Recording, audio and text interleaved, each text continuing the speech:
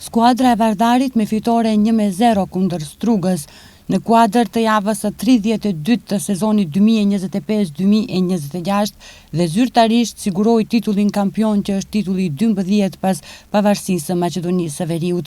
Kujtojmë se Vardari për herë të fundit kampion ishte në sezonin 2019-2020, çka të thuhet për Strugën, ekip e cila gjatë këtij sezoni ka zhgënjyer në disa ndeshje kyçe dhe në fund të duhet të kënaqet me pozitën e tretë në tabelë. Ndërsa për daljen e Europë, çdo gjë varet nga epilogu i ndeshjes finale të kupës të mërkurën mes Shkëndijës dhe Sileksit.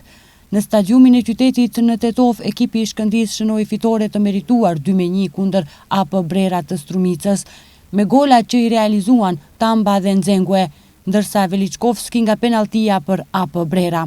Për ekipin kuqezi ishte kjo fitoria e 23 sezonale, por përkundër kësaj fitore, ekipi kuqezi nuk arriti të mbrojë titullin kampion që e fitoi në sezonin e kaluar.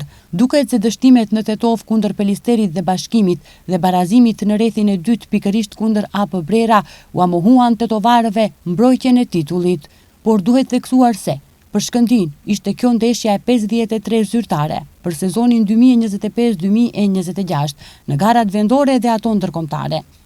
Kujtojmë se Shkëndija të mërkurën për të 6-ën herë do të luan në finalen e Kupës së Maqedonisë kundër Sileksit. Nga ana tjetër, AP Brera përfundimisht mbijetesën në elitë do ta kërkojë përmes balotazhit.